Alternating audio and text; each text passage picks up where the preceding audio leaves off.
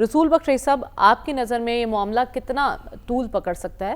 کیونکہ ہم دیکھ رہے ہیں کہ امریکہ کچھ متحرک دکھائی دے رہا ہے. ہم نے دیکھا کہ سعودی ولی عہد سے امریکی صدر کا رابطہ ہوا ہے، پھر برطانوی وزیر اعظم سے بھی ٹیلی فونک گفتگو ہوئی ہے، اور کوششیں یہی ہو رہی ہیں کہ سفارتی طور پر اس معاملے کو، اس کام کو زیادہ آگے نہ بڑھنے دیا جائے. تو آپ کو کیا امکانات لگتے ہیں؟ دیکھیں، میرے لیے ایک خوشگوار حیرت ہوگی کہ اگر یہ جو ٹیلی فونک رابطے ہو رہے ہیں وہ کوئی کسی سمت میں نکلیں اور اس کا کوئی نتیجہ نکلے. اچھا. لیکن مجھے ایسا نظر نہیں آ رہا. یہ بات 3-4 دن میں ختم ہونے والی نہیں ہے. اس لیے کہ جس منصوبے پر اسرائیل اور امریکہ کام کر رہے ہیں اس کا مقصد یہ نہیں ہے کہ جا کے وہاں 4-5 بم پھینک کے آ جائیں اور بات وہاں پہ ختم ہو جائے. اس وقت انہوں نے فیصلہ یہ کیا ہے، پہلی بات کہ ایران کا نیوکلیئر پروگرام مکمل طور پر تباہ کرنا ہے، یا اگر مذاکرات کی میز پر اس کو مجبور کر کے لے آنا ہے تو اس کے اوپر اسی معاہدے کے اوپر دستخط کرانے ہیں جو انہوں نے بنا کے رکھا ہوا ہے. اچھا. جس میں یہ ہوگا کہ ایران ایٹمی قوت بننے سے ہمیشہ کے لیے دستبردار ہوگا. اس سے جو وابستہ دوسری چیز ہے وہ یہ ہے کہ جب تک کہ موجودہ نظام اور موجودہ حکومت وہاں پہ، حکومت نہیں بلکہ رجیم سمجھے، رجیم موجود ہے، نیوکلیئر پروگرام کے اوپر وہ کمپرومائز نہیں کر سکتی. اور نہ اس کی جو ابھی تک علاقے میں خارجہ پالیسی رہی ہے جس کی وجہ سے انتہائی ہونے کا وہ تنہائی کا شکار ہے ایران علاقے میں، وہ بھی پالیسی ایک لحاظ سے تو انہوں نے اس کی کمر تو توڑ دی ہے، حماس کو، حزب اللہ کو اور حوثیز کو ختم کر کے، اور جو ایرانی ملیشیا وہاں پہ موجود ہیں عراق شام سے تو ان کو نکال دیا گیا ہے.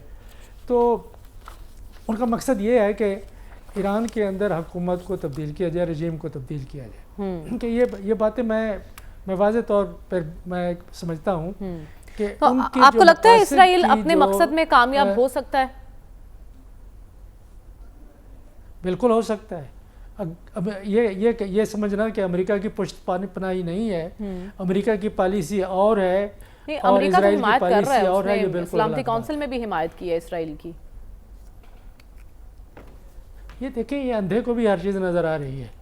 اس وقت دیکھیں 2 ہفتے 3 ہفتے مہینہ 2 مہینے پہلے انہوں نے جو اپنے فلیٹس تھے وہ کس طریقے سے میڈیٹرینین میں بھیج دیے، اور وہ تمام اثاثے جس سے کہ میزائل کو روکا جا سکتا ہے وہ کس طریقے سے وہاں ڈپلائی کیے.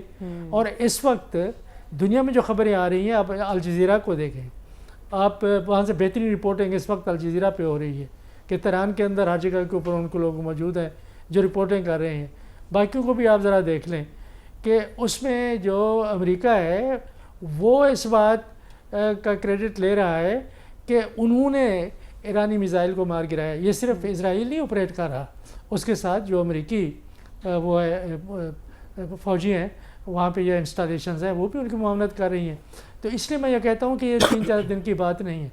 وہ کر کیا رہے ہیں ابھی دیکھنا ہوگا. لیکن میں ایک بات میرے ذہن میں ہے، یہ بات بڑی اہم ہے، وہ یہ ہے کہ اگر اسرائیل کو یہ یقین یا امریکہ کو یقین ہو جاتا ہے کہ وہ جو مقصد جو انہوں نے اپنے سامنے 2 رکھے ہیں، رجیم چینج کا اور دوسرا نیوکلیئر پروگرام کو ختم کرنے کا، وہ اتنا ہارڈ ہیں کہ ختم نہیں ہو سکیں گے، اور یہ جنگ اتنا طویل اور جو جوابی کارروائی کرنے کی ایران کی صلاحیت ہے جس کے اوپر وہ وار پہ وار کیے جا رہے ہیں کہ اس کو ختم کرنا ہے تاکہ ہر چیز ان کے لیے صاف ہو جائے اور وہی کچھ کریں جو انہوں نے شام میں کیا تھا، جو انہوں نے عراق میں کیا تھا، لیبیا میں کیا تھا یا غزہ میں کیا ہے، کہ مقابلے کے لیے کوئی جہاز، کوئی میزائل، کوئی چیز اٹھ نہ پائے.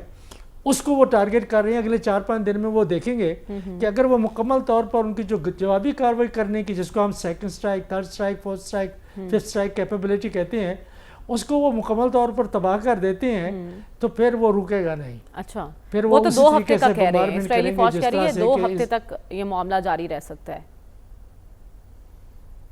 نہیں، وہ یہ نہیں کہہ رہے. وہ کہتے ہیں کہ دنوں تک، ہفتوں تک، جب تک کہ ضرورت ہوگی. اور جو ضرورت ہے اس کا تعین 2 چیزوں سے ہوگا. ایک کہ کیا وہ کر سکتے ہیں مکمل طور پر تباہ ان کی جو ریٹیلیٹری کیپیبلٹی ہے کہ جوابی اگر اس کو وہ تباہ کر دیتی ہیں تو ایران بالکل نہتا ہو جائے گا، اس کے پاس کچھ نہیں ہوگا، اور پھر وہ رجیم چینج کرنے کی طرف وہ بڑھ پڑیں گے. اور ایران کے اندر وہ طاقتیں جو مغرب کی اعانت سے کافی عرصے سے وہاں پہ کام کر رہی ہیں، ان میں ایک حرارت پیدا ہوگی، ان میں ایک جوش جذبہ پیدا ہوگا اور حالات ایران کے خراب ہونا شروع ہو جائیں گے. ٹھیک ہے، لیکن بات اس بات کے اوپر منحصر ہے کہ ایران کیا اپنے اثاثے بچا کے رکھ سکتا ہے کہ وہ جس طرح سے انہوں نے آج سٹرائک کی ہے اور بڑی زبردست کی ہے تل ابیب میں، اگر وہ 4-5 ایسی کر دیتے ہیں اور کرنے کی اگلے مہینہ 2 مہینے تک صلاحیت ان کی موجود ہے، تو پھر میرے خیال میں ایران سے یہ اپنا ہاتھ اٹھا لیں گے اور ایران کے نیوکلیئر پروگرام اور رجیم بچ جائیں گے. ٹھیک ہے، آپ نے کہا 2 مقاصد ہیں امریکہ اور اسرائیل کے، اور ان مقاصد کے پورے ہونے تک یہ معاملہ جاری رہ سکتا ہے. رسول بخش صاحب، ایک ایسے موقع پر جب ہم خود ایک پاک بھارت کشیدگی کے خاتمے کے لیے اور بھارت کو مذاکرات کی ٹیبل پر لانے کے لیے سفارتی مشن پر ہیں، ایک سفارتی محاذ ہم نے سرگرم کر رکھا ہے، ایسے موقع پر ہم ایران کی سپورٹ کس حد تک کر سکتے ہیں؟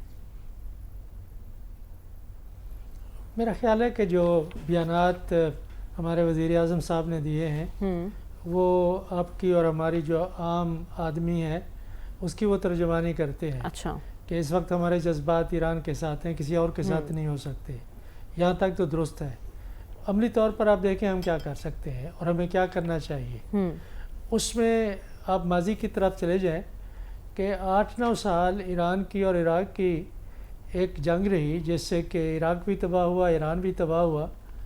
ہم اس میں غیر جانبدار رہے کہ ہم نے جو انقلابی ایران تھا اور اس کے ساتھ جو اس کی مزاحمت میں عرب ممالک اس وقت تھے وہ اب تبدیل نہیں ہوئے. تو ان کے درمیان دونوں میں ہم نے ایک توازن قائم رکھنا تھا. ابھی ہماری کوشش یہی ہوگی کہ ہم وہ توازن قائم رکھیں. ایک چیز ذہن میں رکھ لیں، مجھے نہیں معلوم کہ یہ باتیں کرنی چاہیے یا نہیں، لیکن وقت آ گیا کہ یہ باتیں کرنی چاہیے کیونکہ ہر جگہ کے اوپر یہ باتیں ہو رہی ہیں. ایک سوال میں اٹھا دیتا ہوں آپ کو، مجھے جواب تو میرے پاس ہے، میں اور انداز میں بھی بات کر سکتا تھا. آپ اپنے آپ سے پوچھیں یا جو کچھ آپ دیکھ رہے ہیں اس کو سامنے رکھ کے آپ یہ سوال ہے اس کا جواب دینے کا کوئی بھی پاکستانی یا آپ دانشور لوگ دینے کی کوشش کریں کہ یہ جو عرب ممالک یا مسلمان ممالک جن کو ہم کہتے ہیں جو ایران کے ہمسایہ ہیں اس علاقے میں رہتے ہیں، وہ چاہتے ہیں کہ یہ جنگ بند ہو، وہ یہ چاہتے ہیں کہ یہ جنگ نہ ہو، وہ یہ چاہتے ہیں کہ جو اسرائیل کے مقاصد ہیں وہ ان مذموم مقاصد میں ناکام ہو. یہ سوال ہے، میں آپ کے لیے چھوڑ دیتا ہوں، پھر جواب آپ کو مل جائے گا کہ وہ کیا یہاں پہ جنگ جلدی ختم ہوگی یا دیر سے ہوگی. ذہن میں رکھیں جو بات میں نے پہلے میں کر چکا ہوں وہ یہ ہے کہ اگر ایران کے پاس اپنے آپ کو سسٹین کرنے، جنگ کو طوالت دینے کی صلاحیت موجود ہے تو یہ جنگ 1 ہفتے میں ختم ہو جائے گی. اگر وہ صلاحیت نہیں ہے اور اگر صلاحیت کو امریکہ اور اسرائیل اور ان کے باقی حمایتی ختم کر سکتے ہیں تو پھر ان کے مقاصد جو سامنے انہوں نے رکھے ہیں وہ پورے کریں گے. اور مجھے خدشہ یہی ہے کہ خفیہ بہت کچھ ان کی حمایت میں ہے. اچھا، اور یہ پردہ داری زیادہ دیر رہنی بھی نہیں چاہیے.